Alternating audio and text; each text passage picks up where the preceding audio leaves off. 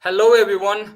Today I have here with me two people who probably chose to, or much rather happened to, support a team from a land where they were neither born nor raised in, an island country located far away somewhere in the southern hemisphere of the globe, and that occasionally doubles up as a continent.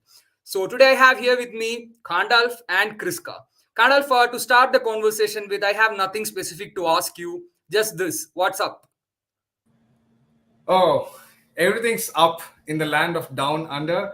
What are the odds of an Englishman taking Australia into the World Cup finals once again, and against South Africa in a semi-final? We have seen that thing before. I'm euphoric. I was actually, fully hopeful that we will cross this and reach the target pretty easily. Although my friend Kriska would actually disagree. He looks a little sober and he looks a little grim with the way Australia, scrambled this one up and then scrambled towards victory and reached the target finally.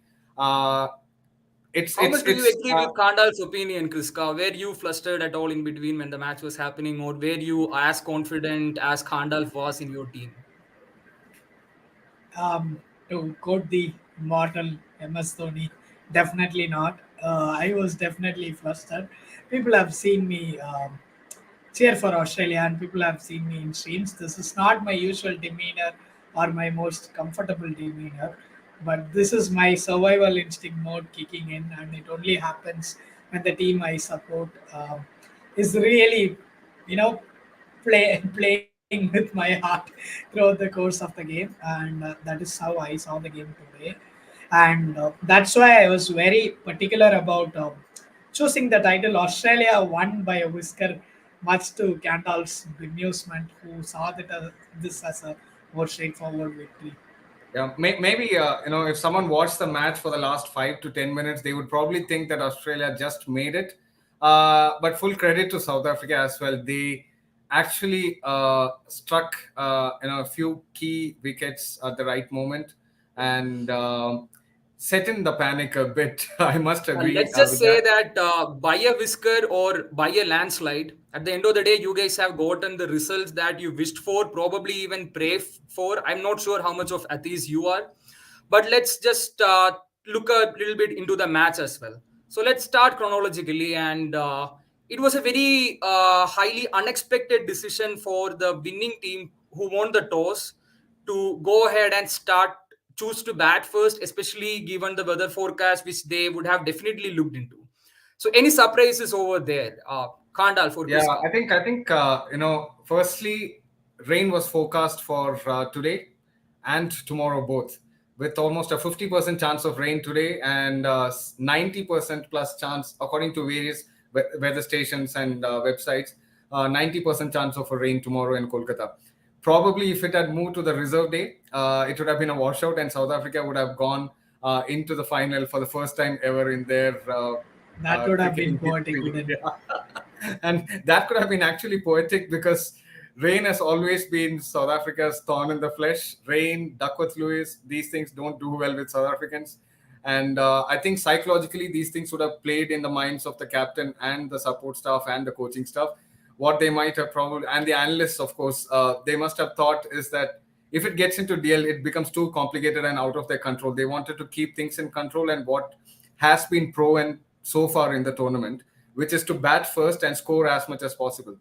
And if you look at Do you the think, by record any that chance, with hindsight, South Africa might have maybe even regretted the decision to go ahead and bat first? Do you think the South African camp right now were wishing that they had chosen a different route?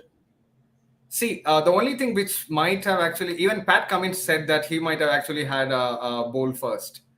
Sorry, bat first, in fact. So, which goes on to just say that it's probably a tough situation to chase in a semi-final, regardless of the total.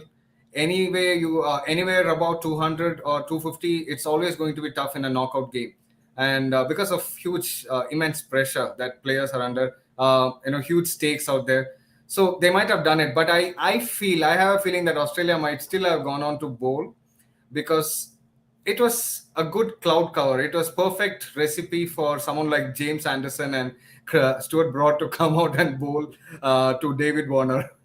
So I think it was that sort of an environment in Kolkata, and I think it turned out to be a blessing in disguise for Pat Cummins. And I remember tweeting out as well, saying that this is probably a tricky toss to actually win, because you do not know what to do as a South African. You will probably think that if I bat first, then probably Duckworth Lewis might come into effect in the second Yeah, innings when Australia are exactly.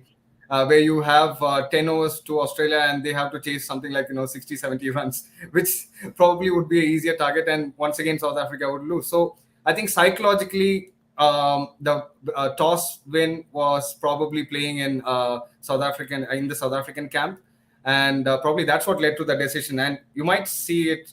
You saw the results right up front there with Yep. Mitchell Stark of all people. I know he's an ODI legend. He is probably one of the best white ball bowlers of this generation, I would say, and one of the best, probably if not the best, in World Cups. This is the only World Cup where Mitch Stark has not really performed up to his standards, the high standards that he has actually set out. So he took a first over wicket, which goes on to show that the ball actually swung and seemed a lot in the first few overs. Hazelwood struck next, and then Mitch Stark struck again. Uh, Before even it was like 30 minutes into the South African innings, they were four down. And they picked And four then, wickets in tandem as a yeah, good bowling partnership should. What about you, Kriska? What's your opinion on how the opening spell went? Was it it was definitely in favor of Australia, but what do you think were the factors were and how it impacted the rest of the game? Oh, absolutely. I think that would be my favorite portion of the game for obvious reasons. Um, More than whatever was in store for this particular game, the fact that we have Stark and Hazelwood both coming in tandem and firing on all cylinders is the best takeaway for Australia from this game. Especially considering Mitchell Stark almost becomes like their most important player when it comes to ICC tournaments. You have seen it in the 2015 World Cup as well. So if Stark has a good campaign, Australia goes on to have a good campaign. And the fact that Australia had to claw their way into the semi-finals has a lot to do with uh, start not firing on all cylinders. Right? So you have your best player that you have come used to rely on all this while to not be there for you. Definitely shaped up how Australia's campaign went, particularly in games against like the nail biter with New Zealand. So that is the best news for me. And I don't really need to get into too much detail as to how the spell actually turned the match in Australia's favor to begin with. I feel Yeah, and look a lot you sadder. have mentioned Stark multiple times at the beginning of the video, but then the bowling spell was not done alone just by Stark. You are forgetting the partner in crime. So I Yeah, thought Hazelwood today I mean, this guy is not as visibly deadly as Stark, but then he's somebody who does not. I'm pretty sure if I were a batsman, which I am not, and which I probably definitely will not be, I would hate facing somebody like Hazelwood who does not really bowl an extra, who never really gives a batsman enough width to work with. I mean, South Africa, they have historically been known as a team who tend to choke in the knockout stages of big tournaments. And this is somebody, a bowler, who enjoys choking his opposition. So, Khandalf, yeah. how do you think? Was it just Stark, or are we not giving Hazelwood enough credit? We also have to I remember he was one of the more economical bowlers out there as well. He absolutely choked them dry. Absolutely. He bowled three maidens in a span of like 8, 9 overs when he was doing that first spell. And probably this is the longest spell that Stark or Hazelwood have bowled in a long time. Yep, I think this is Mitch Stark's Stark longest spell ever. probably bowled the longest ever spell he has bowled in a ODI game. He bowled a 7 over spell. And it was not just Stark. I know Kriska is looking really sad with the analysis. He definitely is not happy with the way Australia won this game, but I'm taking the positives. I'll tell you what's very positive about this thing. We have been raving about Adam Zampa being the savior of the Australian bowling lineup for throughout the tournament in all which he matches. was But not today, today. except Zampa, everyone else clicked for a Yep. change. Like Zampa was taken to the cleaners probably because he was targeted by the South African batsman. They had to get going at some stage, so they just hit him, probably targeted him, went for a few runs. But other than him, Mitch Stark, Hazelwood, they bowled in partnerships. As you clearly called Hazelwood out, accuracy, relentlessly bowling in that channel line, right? Like the Yep. fourth stump, fifth stump line in a one-day game. That was test match line that he was bowling Exactly. Yep. today. And Yeah. and the fact that he's not even like a smiling assassin. He's a poker faced assassin. He doesn't give you at True. least Glenn And McGrath was just to, also. um, yeah, Go I'm ahead. glad you brought on Glenn McGrath's name because Yeah, you folks know, Glenn McGrath yeah, at least has a frown on his face. Stares down the batsman. At least does yeah. something. Hazelwood just So tortures you with this line and length. yeah, you guys know His this. general I demeanor don't is miss him. very stoic if you look at it. I mean, Very he's not stoic, really exactly. emotional. It doesn't look like he's emotionally involved in the game. He just That's goes true. out there and I mean, let's not call him a baby faced assassin, but definitely a professional Yeah, assassin who wants to do He's the job for the money he's getting paid.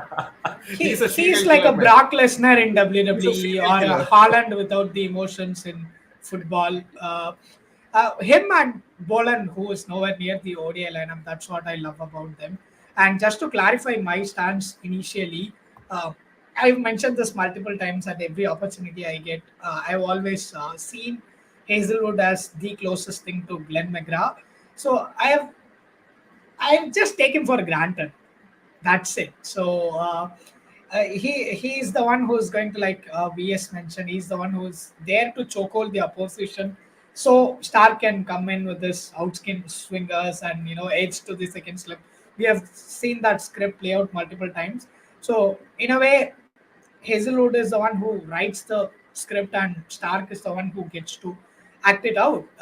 And Hazelwood has been doing that the entire tournament, bar one or two games here and there. He has Yep. been doing that. I remember one of the other He's games actually where he played the had supporting act to Zampa. Yep. pretty much And the game has his now entire started career, off. be it We to have covered the opening spell, and the opening yeah, spell went as much as you guys would have wanted it to go. I remember Khandalf telling us in our group chat that he was disappointed that South Africa won the toss and chose to bat, and in like 3 minutes he was smiling. So the opening spell went really well. But did you expect, or did you at all see the rescue job? I mean, losers rarely get credit. But the rescue act, which actually made the match competitive in the end of the day, was put up by David Miller. So, how Yeah. good do you think, and how hard do you think his task was, and how well do you think he did it? I always remember David Miller as uh, an IPL star. For some reason, I know he's got great stats. He's one of those players who actually fly under the radar for among international stars. We I'm don't pretty speak sure he about him much. averages over 40 for the number Exactly. of innings And he the has place played. where he That's bats, insane. he bats Yeah. number six, number five, number six. And to have that kind of an average in one day internationals for the last few years, he's probably done an incredible job. I've not watched all South African matches over the last few years, but then he has done an incredible job in the lower, or rather in the middle order, right? Yeah. So Also keeping in mind this, that by the yeah, time he had come and walked into the crease, South Africa were already facing against the odds, and the pitch had also considerably slowed down. yeah, And yeah, Australia were not hesitating to throw everything that they have at Miller. But then, Yeah. yeah, it was I would say an act of endurance that he put up there to go yeah. against the Australian bowling lineup, which was firing on both departments. I mean, it wasn't just the pacers. Travis Head and Co were also doing the supporting job admirably well. But even then, he faced the odd and just took them to a total which we felt was competitive. Do you think, Iska, the total that eventually South Africa put up was gave you Oh any yes, fears when Australia went into bat? absolutely. For me, Because the in a magic tournament number where we are was. used to seeing 300s and 400s, it was just a measly 200. So for me, the magic number was 170. The moment they crossed, or I kept telling this to folks I watched the game with, if they cross over 170, they have a very good chance. Considering, so you saw this at that point, the kind of term that Travis Head and Maxwell were generating, and the fact that South Africa had their Travis Head counterpart in Markram and their Zampa counterpart in Shamsi. So I was always going to be nervy when they crossed 170. Anything less than that, it would have been breezy, which is how it turned out to be. And going back to your point on David Miller, again something that I absolutely expected because he is one of the best players of spin out there. And by the time he had Cummins, Hazelwood, Stark, the pace trio had exhausted their quota of overs. In fact, they had outdone than what they usually do, which means it was always going to be Zampa or Maxwell. And there is the natural temptation to throw Maxwell at David Miller, him being an LHB. So I knew Miller was always going to stick around. 100 was a disappointment because it just kept dragging and dragging the inevitable South Africa doom that was supposed to happen much, much sooner. I I think really half the crowd was seen the match. actually aiming for South Africa to be making 213, the score that Australia made in the first innings in the 1999 semi-finals between the same teams. And Yeah. going back to the point on David Miller sticking it, sticking through the innings and digging in. This is exactly what Michael Atherton was mentioning in the commentary as well. Like this pitch, if you are really patient, play it out a little bit. It was almost like a test match pitch. Then you will find it easier as you progress through your batting. So that's exactly what probably Miller did. He took his time, stayed on the crease, played a few balls, and then started going for shots once in a while. And But don't you kind of think that David Miller, despite his rescue act, was unable to really forge a batting partnership at all, a steady long partnership on the pitch? And what went wrong for South Africa? he Why he had could he had Miller not absolutely find a none. partner? He had none to go with. He was running out of partners at the other end. He And just had, Travis Head was I think, doing a good job of taking out his yeah, partners. yeah, exactly. He just had class and at some stage, and then after that, the last batter or rather all rounder was Janssen, and then Yeah. of course Gerard Cozier could actually bat, but he's not going to actually take you to 300 from what could have been 200, right? So he's not that kind of a batter. So of course it's definitely some sort of rearguard action towards the last few overs, but not match winning total. So I think batting is where South Africa failed. But the good part is that David Miller gave their own bowlers something to bowl at, a total to defend. But the way I think we move on to how David Warner and Travis had started, I think the Australian think tank must have really thought that they need to go real aggressive because it's a small, tricky total on a slowing wicket. And it's definitely going to be challenging if they are going to play it slow and defend. So they need to be on the offensive to get closer as much as possible, and then they start defending. So I think that was the game plan I could clearly see from the Australians. Do you think Australia walking out there to bat on a pitch that seemingly favors the bowlers? Were you guys as fans confident going into and supporting Australia when the batters took to the pitch? Chris, I'm sure you were probably crossing your fingers. I'll let you go first, Yeah. and then I'll come in. Yeah. So actually, I'm never nervous about Australia's opening pair. So as long as Warner and Travis Head are out there, that is when I'm most confident. Um, the sad part is they are usually not around a lot. At least one of them has to depart. It's almost like they make a bet between themselves. It's like, hey, let's see who gets to 50 the fastest, and then I'm off, and then we are gonna hand it over to the likes of Smith and Labuschagne to toil and make a mess of whatever we have done so far, and then finally Cummins and his not his would start doing the rescue act. That has been the pattern of the game. So my confidence had a downward spiral up until I saw 3 runs to get. It was like this, and then I'm like, okay, it's gonna be a little difficult to battle from that time. But I'll let you take your views on this, but I Yeah, want to touch on. I actually was completely, different in terms of my feeling. So I just watched the first couple of overs of the Australian batting, and then I got super confident because I really liked their approach. And I would probably compare this with any test match of the Border Gavaskar Trophy that Australia has with India in India. And I've seen Australians and how they approach it. The moment they go on the defensive and try to play on the back foot or try to go on chasing the balls that are actually on the rough, I think they struggle and they collapse.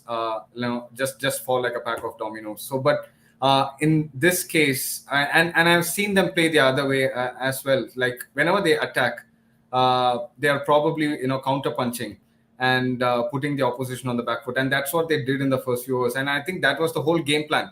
I wouldn't blame it on anyone there because everyone played their role perfectly. Of course, you can always talk about Mitch Marsh being a misfit at number 3 versus Steve Smith coming in at 4 and things like that. Whether Labuschagne should have played such a rash shot, when his role's expectation was completely different. But overall, if you look at the whole team's approach, I'm really happy with the way that, with the fact that it was not just one player who actually stood out. It was a team effort. All we needed was 20 runs each from each of the batters, and that's exactly what we got. Except the fact that it was a top-loaded one with Head and Warner making majority of the runs. Marsh was probably unlucky. He just nailed that ball from Rabada. He middled it, but it just was a super catch from I think Van der Dusen took that catch. So You say it you was. were happy with how the Australian players played out their roles, but were you happy when Steven Smith came in and started playing like it's Ashes in England? I was absolutely happy with the way he played. Okay. To be honest, Steve Smith's role in the Australian side is Mr. Fix It. It's his role in the one day team. I've always been an advocate of Steve Smith in the T20 team as well. Although, there are a lot of critics saying, Steve Smith is a legend in test matches, but he's He's your very average. Badrinath, Misbah Luck. You won't realize his value until you need him. Exactly. So I think Steve Smith is exactly that to this Australian team. The moment they are in a panicky situation with 2 or 3 wickets falling, he can hold one end and bat through. So that's what exactly Steve Smith did. He probably stayed through there. He played. He did a David Miller, except he didn't get a century, but he did David Miller of Yeah, sorts. I'm Yeah. glad that you brought up Steve Smith playing like Miller but not getting a century. That has been my beef with Steve Smith or any of the Australia milk bikkies of a middle order that I keep complaining about in every bilateral series, every Ashes matches. Um, right? And I am just disappointed with the Fugazi shadow batter at this point of time. He's just gotten so comfortable. He enjoys shadow batting so much that he just wants to go do that back in his hotel room, dressing room. He doesn't want to stick in the crease anymore. And I want to take his case for that. But that is not the biggest of issues that is looming over this Australia team. So this is a team that has won 8 games on the trot. If it weren't for India's near supernatural performance that we haven't seen from any team since Australia in 2007, we would have been raving about how good Australia's turnaround has been from the first 2 games. But a lot of it has gone under the radar for 2 reasons. One is how well India has performed, and number two is the entire run seems to come with an asterisk. I don't know if you feel that way too, Candolph, but it has always been like, will they make it or will they not? Who's gonna, come and save the day today? Oh no, Labuschagne played another reckless shot. Oh no, Steve Smith failed to convert another 50 into a century like he has always been failing. Maybe today is Super Maxi Day. Oh, once again, it's Captain Cummins coming in and steering the ship in the final leg of the chase. How many times have we seen this now between last year's Ashes and this game? And I have a longer rant, but I'm going to pause for a bit. and let Yeah, you I up. feel, I feel, yeah, I'll give you that break, Kriska, to catch a breath. I feel that, each team, each era has been really different, and probably we are used to looking at the Australian team of the legendary late 90s and most of the noughties, right? So we've been probably looking at that Australian team and probably using that as a benchmark. I would feel that this team is probably creating wins out of nowhere, and that's what in the end matters. We are looking at individual records. Maybe that may not be the right benchmark. We are probably looking at some century by Warner or Steve Smith. Probably because also we are at the end of the day, benchmarking them with Indian cricketers who are, who are themselves assessed based on individual records by Indian cricket team fans. So I think the way I look at it, as they also called out, many of the Australian commentators call out, this team has found a way to win, like out of situations. They have just turned certain situations into I know winning moments. we're discussing cricket today, but from a footballing context, Khandalf, I'm really sorry if I'm going off the track or off a You tangent. better Yeah, make the That right word that you comparison mentioned, because I it's like have so it's like familiar. It sounds having so 20% familiar. possession and then winning the game, right? It's This like team just knows how to win. That is exactly what these people do in Champions League. Real Madrid, they always, I nah mean, they have nah big nah players nah and nah. everything. Somebody just steps Okay, up and wins the game, and that is what Australia has been doing. And that is guys. one thing that, slightly, ever so minutely scares me when we are going into the final. First of all, yeah. I just want to make it clear that I was supporting Australia to beat South Africa today. Not because I give a damn about Australia cricket team like you people, but I want Australia to reach the finals so that we can beat you there. That's the whole point. And going into the final, I think we have the better team. I think we have the better players. I think we have a bowling lineup as in form and as firing as Australia's. And we have absolutely dominated every team going into the tournament, including Australia. So going Absolutely. into the final, I would say my confidence is scales high. I'm on top of the Everest and I'm over the clouds. But the only minor thing ever so lightly that bothers me is how this team has managed to get here. What do you guys Exactly. think? Are you guys feeling the same level of confidence that I have in my team when you guys are coming to our home to face our team in the form that we are in? Look, I'm really confident. Although I must say that I would still um, expect India to win, but on paper, India is also. On paper, India may be actually the best team there. Head to head, player to Okay. player. If you do a comparison, Shami, Siraj, these people would probably bowl to left-handers like they're having their breakfast. So, and Warner and Head might actually get out in the first few overs, for all we know.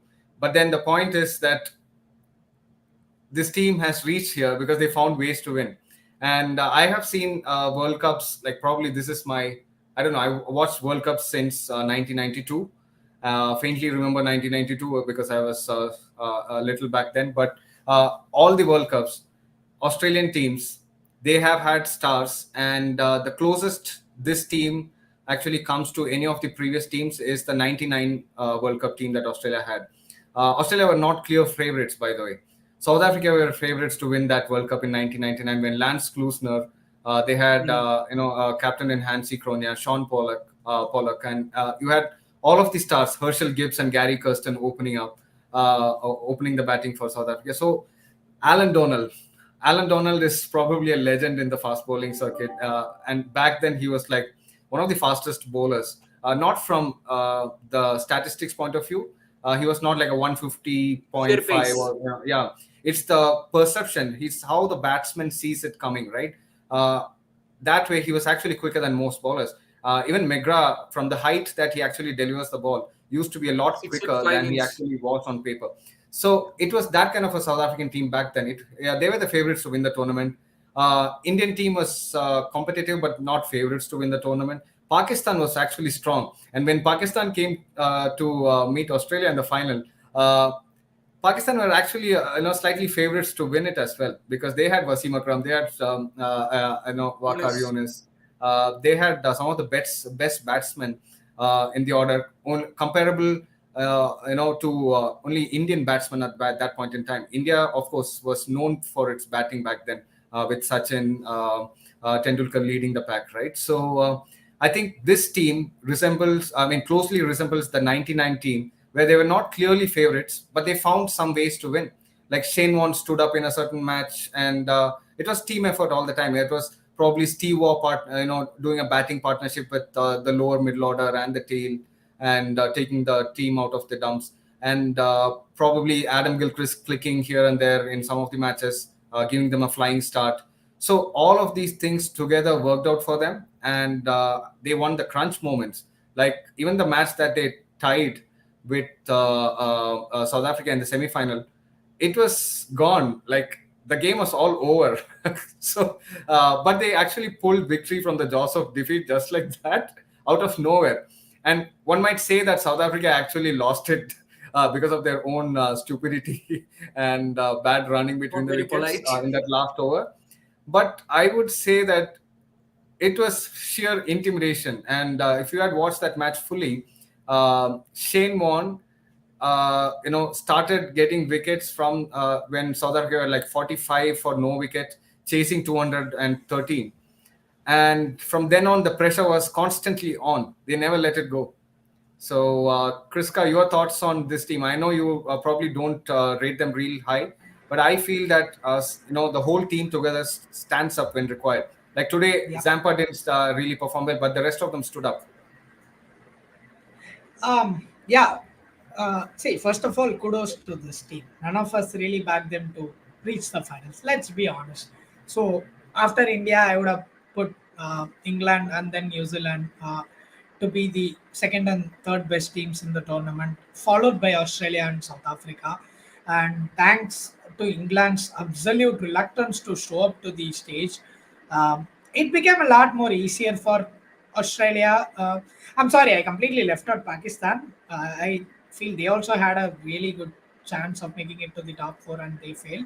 But coming back to this Australian side, I'm really impressed and I'm very glad that they've shown up.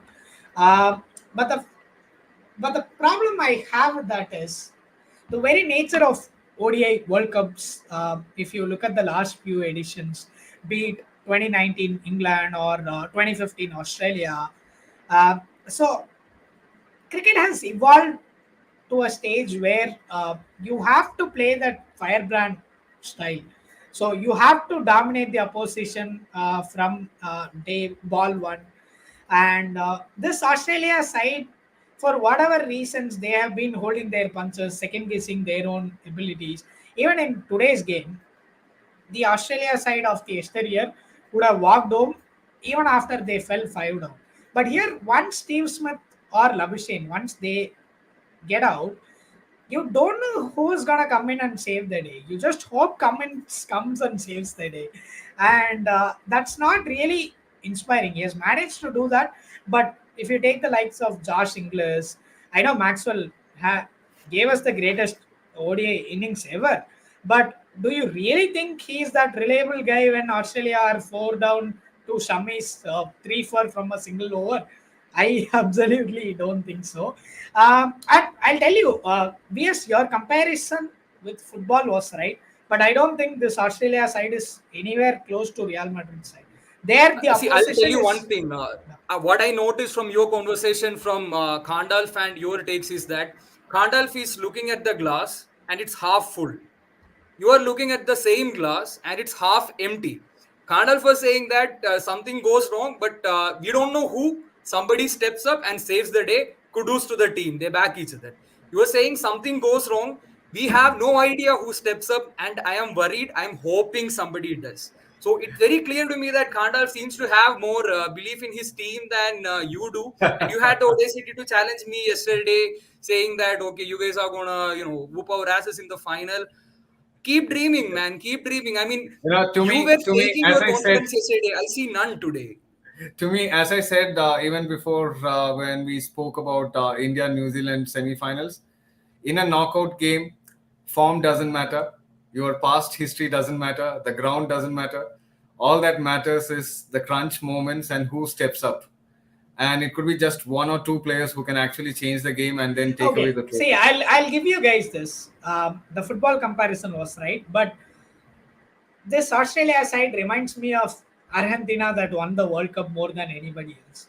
So it was not a 11 of world beaters, and we faced the best team in men's football at the time, France, and Argentina lost their first game. Australia lost their first game, and the team is built on grit, resilience, and tenacity. So it's not about ruthlessness or aggressive playing style or sledging, right? Which is the style of Australia in the past. And I know Argentina won the World Cup against a side just as good as India in footballing terms. But you know what the biggest difference between that side and this Argentina had Australia side Messi. is? Whom do you have?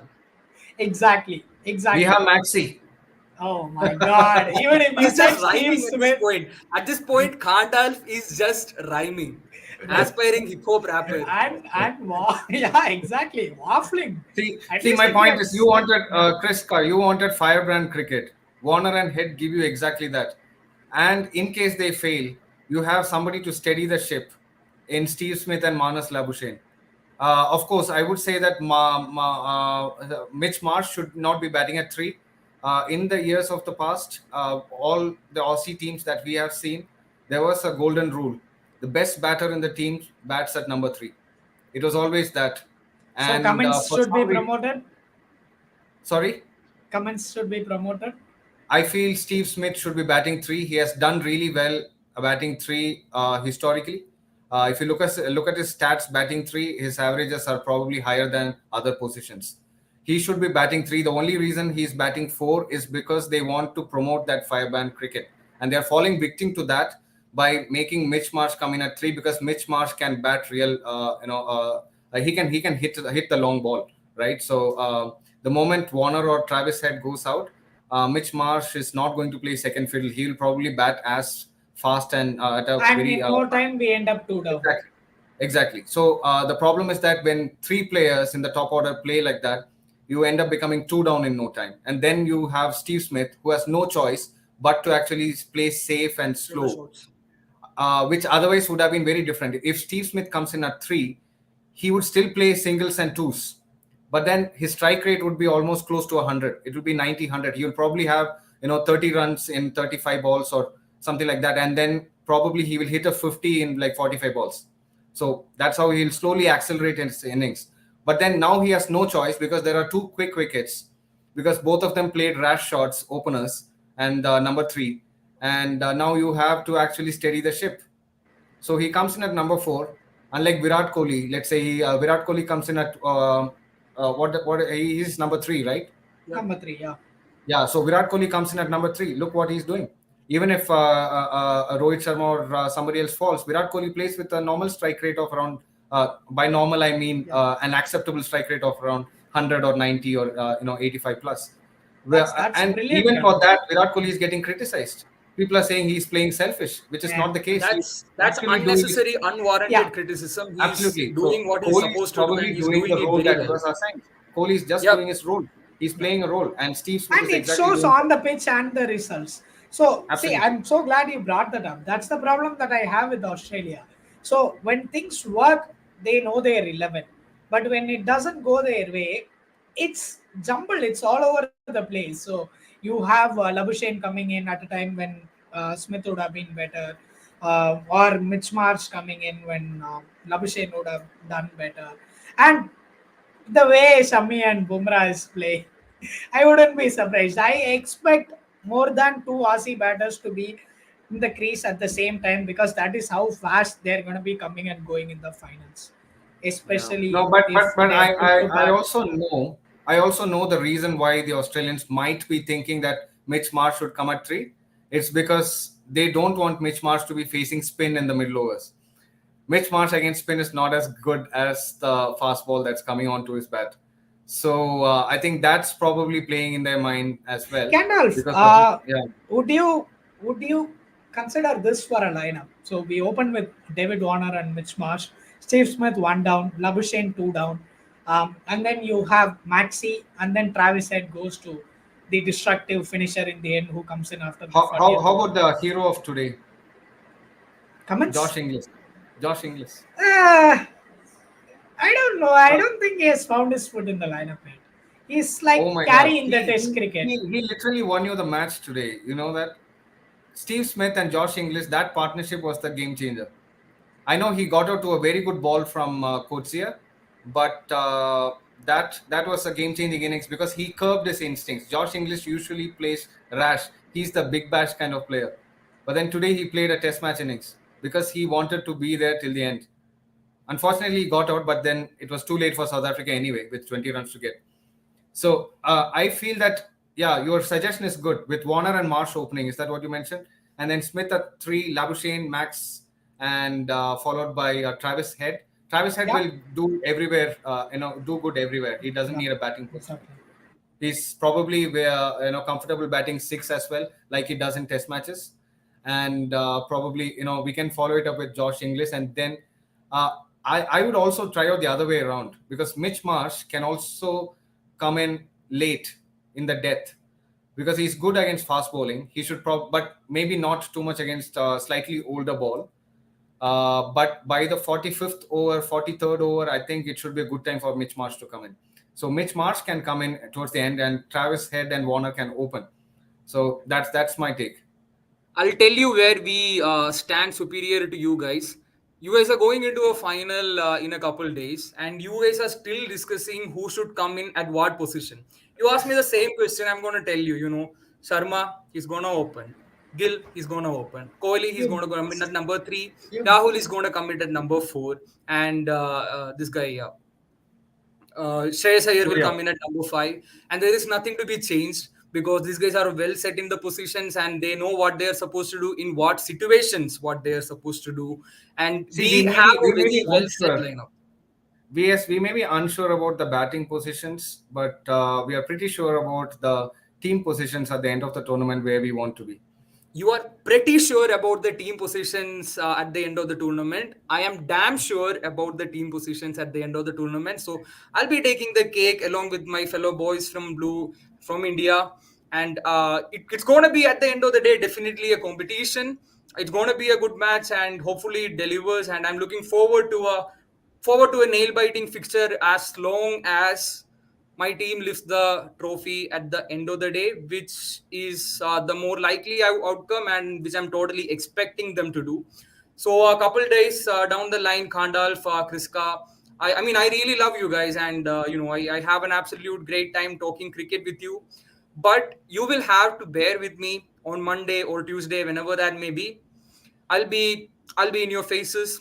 I'll be sticking it to you, and you guys will have to just sit there. You can wear your Australia jersey, you can wear your orange jerseys and your kangaroo topies, but at the end of the day, it's gonna be me with a smile on my face while you guys just sit there bearing with me, suffering a little bit, but can't do anything about it because we have started the channel and you have to put up with it.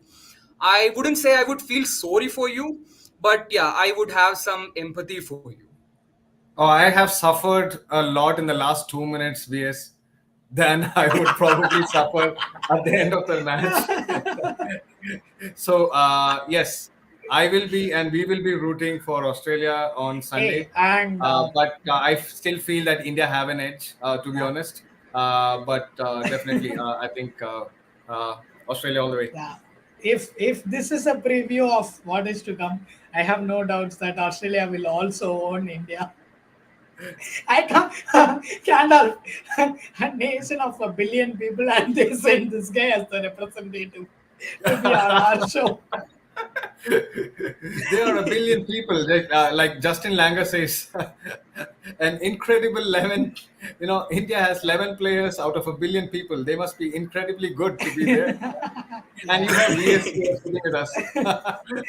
Oh, there are definitely more humble fans who talk with more humility. But given how sure I am in my team's chances, I find no need to be humble We at this moment never in time. underestimate a team that has nothing to lose. You're the ones playing in front of 100,000 people, in front of your prime minister, in a stadium named after him, and a billion people waiting outside with. God knows what should you choose to See, not at lift the it at up. the end of the day, you can ignore the rest of 1.6 billion whatever population we have in India. My faith entirely rests on the 11 Indians that are taking to the pitch. Yeah. Yeah, you just didn't have enough faith to put in your best player for the first two games until an injury. No, that was the plan all along. Hardik Pandya, he's probably not even injured. He's just sitting it out because we were just getting the tactics right up until then. And right now, even if he's not fit, we are not bringing him back. We didn't have any tactics and we are in the finals. So imagine if we actually put our mind to it. You don't want that, yes. Trust You me. should totally imagine how Australia winning because that's all you're going to be doing. That's the only place where Australia is winning in your imagination. So at the Yeah, end of the but day, guys, we have a cracker of a final, and we are all going to be watching it live come Sunday. Prepare your chips, prepare your junk food or Coca Cola or some healthy food or salads, whatever you're having, depending on the kind of people you are. Kriska and Khandalf, I know you guys will be there in your yellow jerseys in front of your big screens, eagerly and anxiously watching the match. I won't deny that I have a little bit of tension going into the match, but at the end of the day, I'm going to be watching the same match while all of us will be going through different emotions because of the teams that we have chosen to support. So contrasting fortunes and separate miseries and somebody's heaven. We're going to be having it all, and we look forward to kid, sharing it with you speak for people. yourself with emotions. This is my third World Cup as an Australia fan. Finals, I'm And talking about. Finals, not just World Cup. We just You have come into seen the one finals World for Cup. fun. We just come into the finals for fun. Yeah, the we serious we come to business the is finals about to to damn win start. it. We're not here for fun. You guys took it away from us once, and since it's the second time, there is no streak, there is no repeat. There is only the team that is But supposed to you, win you winning are it. you are also under the pressure of avenging it. No, Hey, I I wouldn't think how say did our it's a respective it's a last it's any sort finals of win? pressure. It's more likely a goal. It's like it's a cherry on top of the cake. Gandalf, didn't we win our last finals? oh the last T20? one. Yeah. Hey, how I did think it go? How was I your think the last T. finals? VS? Can't hear you. You lost by 10 wickets to our whooping boys. England is who we invite if we want I think Steve I think Smith to something's get wrong back with to the I number think one. something's wrong with the video, Khandalfa. Can you hear Kriska? I think not. So on that note, There is before we going to go be a deep into lot the wrong with VSS before video we this before we weekend before as we well. before we start with the Australian fans dipping into the past and into the history to bring out the colors of old, we are very much here in the present, in the moment, as we will be come Sunday. And we can put the banter aside, we can put the predictions aside. Kandalf, you don't certainly have to put your loyalties aside unless you want to win the World Cup. We'll be here, we'll be with you. I hope all of you guys enjoy the match as much as anybody else in the ground, on the field, and as fans. So looking forward to hearing from you again, Khandalf, and you, Kriska. Let's see how the conversation goes, let's see how the match goes, and let's see at the end of the day who lives the silverware that actually matters. Khandalf, signing off.